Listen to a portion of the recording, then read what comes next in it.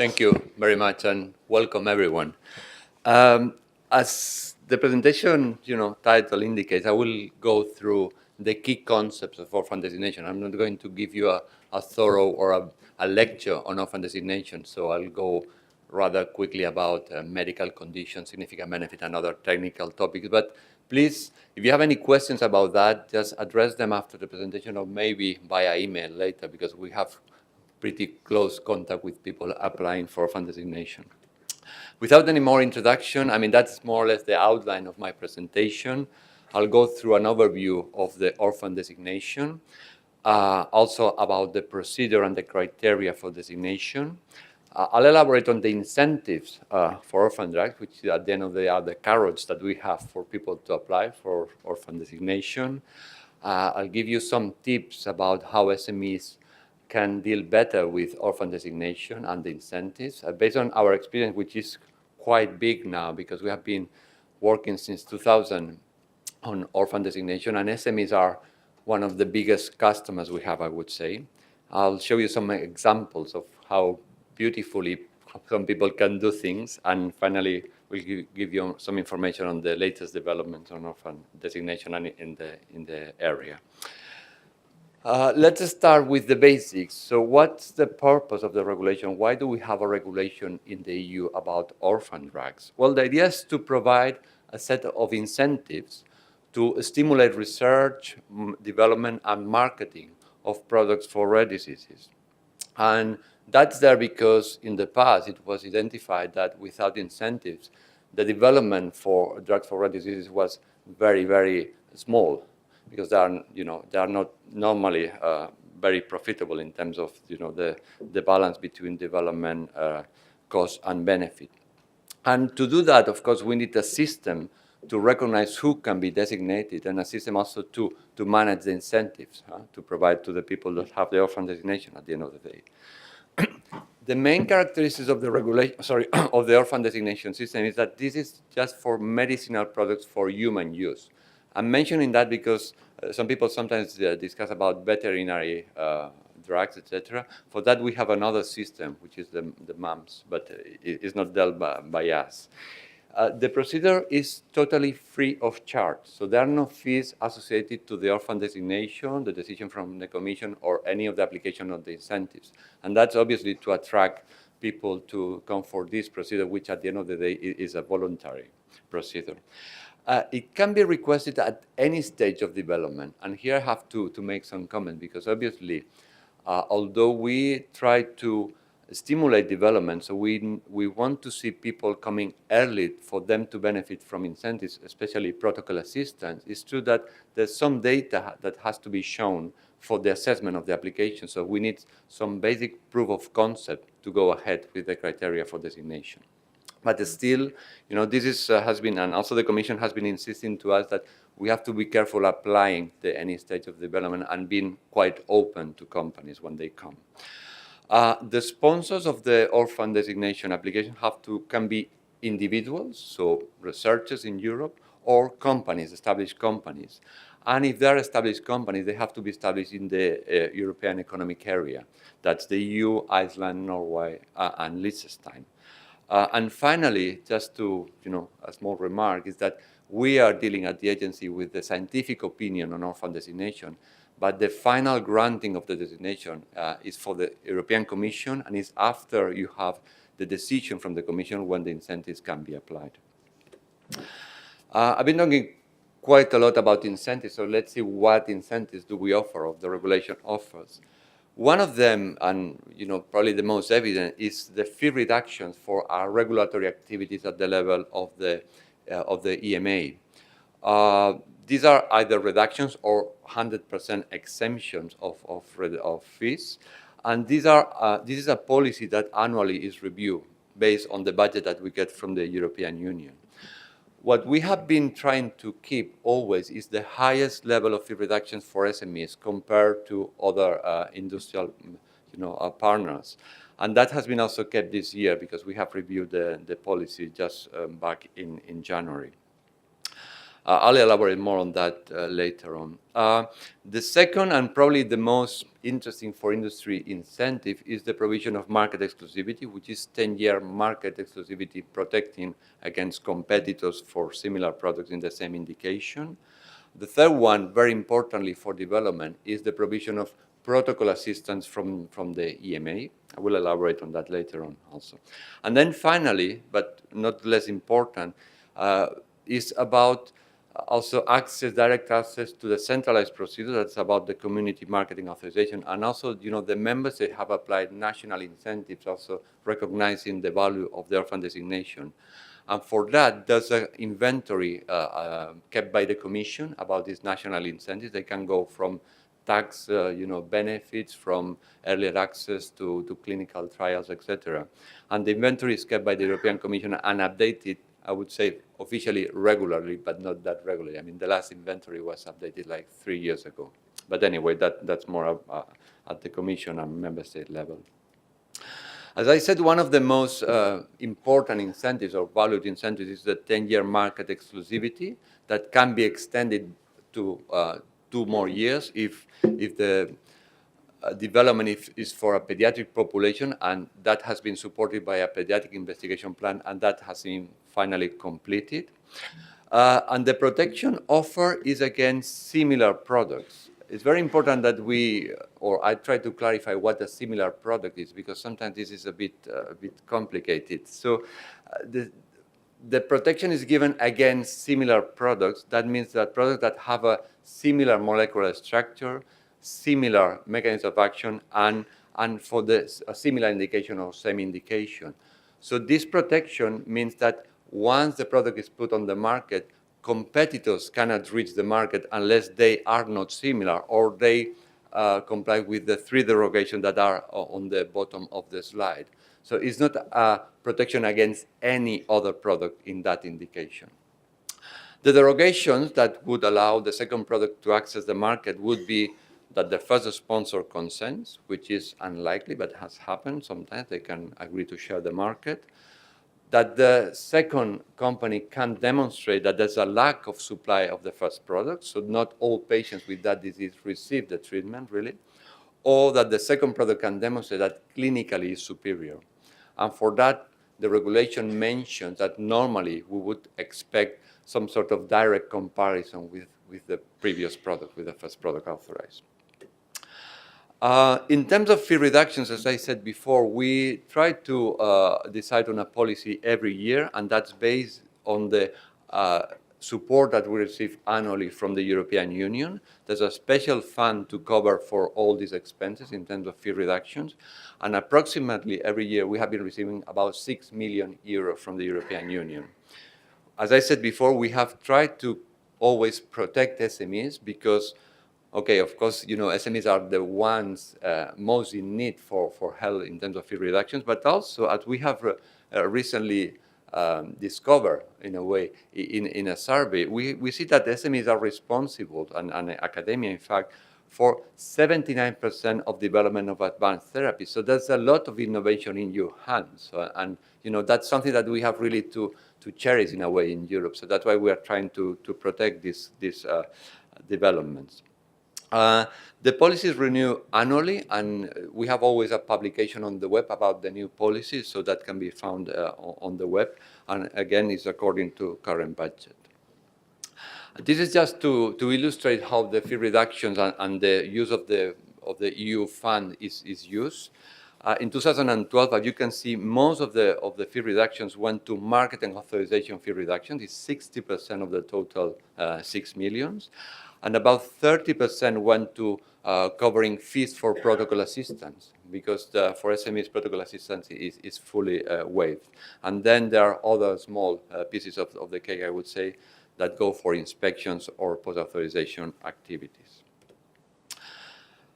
And as I said, I believe that protocol assistance is a very important incentive for development of products. For that, we have not only, my opinion, but also proof on that. In fact, there was a very interesting work published by Jan Rengstrom, I think it was in 2010, where the following protocol assistance was, following scientific advice was directly linked in a multivariate analysis to the success of a marketing authorization application, having a very, very low rate of unsuccessful applications for those companies following scientific advice. And just also to make a comment valid for this auditorium, I would say, is that we sadly found that SMEs are one group in high risk of not following scientific advice. I mean, probably there are good reasons for this situation, but that has to be stressed that, if protocol assistance scientific advice is a predictor of success, the advice given by the CHMP has to be taken really very, very carefully, and any deviation should be justified. Without anything else, I would like to tell you that protocol assistance is basically scientific advice for orphan drugs. So basically, it's the same procedure. Companies can ask questions on quality, safety, and efficacy, and also for orphan drugs, because it's a criteria for designation. Companies can also ask questions on how to demonstrate significant benefit. Always a company position is required. We always work on this level, like, the sponsor presents a position and then we discuss and advise on that. And the answers will be given by the scientific advice working parties, a working party from the CHMP, and the answers will be endorsed, will be adopted by the CHMP and by the CON when there are issues on significant benefit. This is just to illustrate how we have been dealing with protocol assistance in terms of application numbers. The protocol assistance is the orange bars.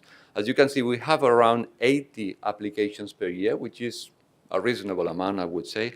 Has been increasing in the last years, not much between 2011 and 2012, but is still a growing activity. And, the total of scientific advice, as you can see, is, big numbers, more than 300 per year. Okay, all this was about incentives, but how do you reach the incentives? Of course, we need from you an application that has to comply with some criteria that are defined in the regulation. And I put in one single slide the 3 criteria for designation, for the sake of the meeting, but this is a bit more complex. But as I said, I don't want to go into the detail. Just basically, the 3 basic criteria we have for orphan designation is the rarity of the disease, the seriousness of the disease, and the existence or not of alternative methods for treatment, prevention, or diagnosis of the disease. In terms of rarity, I have to say that this is twofold, I would say, criteria. We have either rarity, so that is an application based on the prevalence of the medical entity for which the application is put forward. That condition should affect not more than 5 per 10,000 people in the European Union to qualify for orphan designation, and that is roughly about 250,000 people in the community. But there's an alternative way of having orphan designation, which is not based on prevalence, which would be the demonstration of the non-return on investment. In other words, the demonstration that without incentives provided by the community, it would not be profitable to develop that product based on the foreseen revenues when the product is put on the market.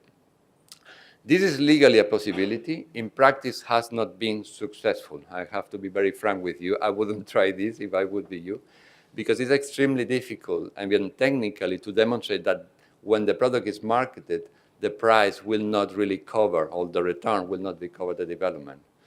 But anyway, that has been tried by some companies. Only one succeeded in 11 years, and we have had about 10 applications for that. The second criteria is the seriousness of the disease, probably the less conflictive of the 3. Is basically, that companies have to justify that the disease is life-threatening or chronically debilitating, and that's normally based on, the knowledge of the disease, bibliographic data, etc. Thirdly, is the fact that companies have to look around and see if there's any treatment or method, of treatment, prevention, or diagnosis for that condition, and if that is the case, so if that exists, we request companies to provide a justification of significant benefit. In other words, we ask in the application companies to justify how this new product would be. Okay. Anyway, should I do it or anyway, I'll keep. How this product could be of clinically relevant advantage or major contribution to patient care. I do it myself, no? Aliki, can you reset the presentation, please? Yeah, it's okay here. And then I have to click there, no? Okay, good. I'm back. Just to illustrate also in one slide, how do we manage the applications? The first, I would say, a step for any applicant would be to tell us that they are coming. That is what we call the intent to file letter, that basically now we accept an email from someone saying, okay, this is the product I have, this is the condition I want to apply for, and this is my name. Basically, these are the three elements, the only elements we need in the intent to file letter. As soon as we have this, then we would expect normally you to have with us a pre-submission meeting and then put together, according to the guidelines that we have at the templates we have on the web, an application for orphan designation. Then that would submit it to us, and then we will start a validation process, which is about 2 weeks period, where we check if we have all the information we need for the assessment in that application. If that's the case, we start evaluation. If it's not the case, we'll send the applicant a letter with the issues that have to be resolved before we start the evaluation. And the evaluation is quite a short period for regulatory activities. It's a 90-day procedure, so it's a 3 months procedure. That's the longest it can be, without any clock stop. So when we validate, we go straight to either day 60 or day 90, as you can see in the slide. At day 60, we would go for the first discussion at meeting. There you can have a list of questions or a positive opinion. Or at day 90, we'll have an oral hearing if there are any issues raised in the list of questions, and then an opinion and decision finally by the European Commission. All this is managed by the agency and the COM, the Committee for Orphan Medicinal Products. Here you have the composition. We have one chair elected by the COM, one representative per member state, and importantly, 3 patient representatives appointed by the European Commission, plus 3 observers from, plus 3 members appointed by the Commission on recommendation by the agency. The responsibilities of the COM are basically giving opinions on orphan designation, advising the Commission on policy for orphan medicinal products, assisting the Commission in international liaison on orphan drugs, and also assisting on guidelines. And this is the level of activity that we are having, since we implemented the regulation. As you can see, that's a clear increase. We started with about, I think it was 40-something designations when we started, and now we are around 160, 180 more or less per year, and we expect this to increase. Just 2 comments on that. We have a quite high level of, or high rate of success for applications, about 70%. And that's basically because we put a lot of stress on the pre-submissions and validation, so we want very high quality applications from scratch. But anyway, if things go wrong, there's always advice from the COM on what to do next, and resubmission is possible. If I should give you 5 tips about your application, these would be the things I would concentrate on. These are very practical, pieces of advice for you. First of all, as I said, we start with an intent to file, so tell us that you are coming.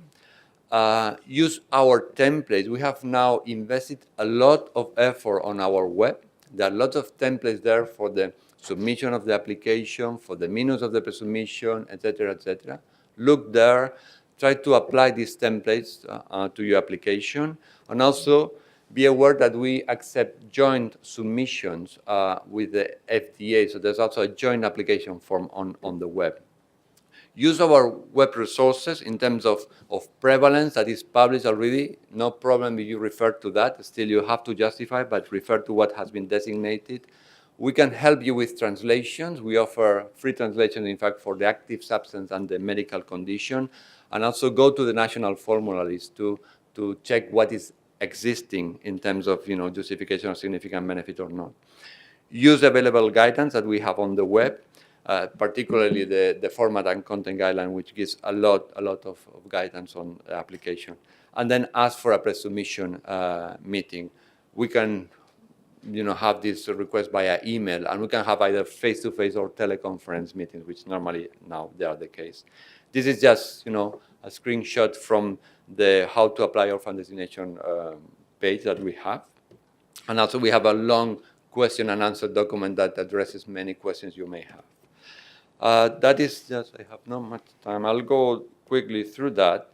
Just to tell you the latest development that we have had in terms of in this field is that we have now a strong EU and international support to research in rare diseases. Horizon 2020, funded by the European Commission, is putting rare diseases as a priority for research in Europe. They are going to invest quite a lot of money. Sometimes SMEs are criteria for applications for funds from FP7 or Horizon 2020. That's very important. And also, there has been now the building of the International Rare Diseases Research Consortium in partnership with Canada, United States, and Australia and Japan as well. There's quite a lot of investment there in terms of policies for research and funding help. And also, this is very brief in this slide, but it's a huge field where we are working. We are increasing quite a lot collaboration with other world regulators, FDA, Canada. In Canada, they're going to have an orphan regulation probably next year. We have been in contact with them.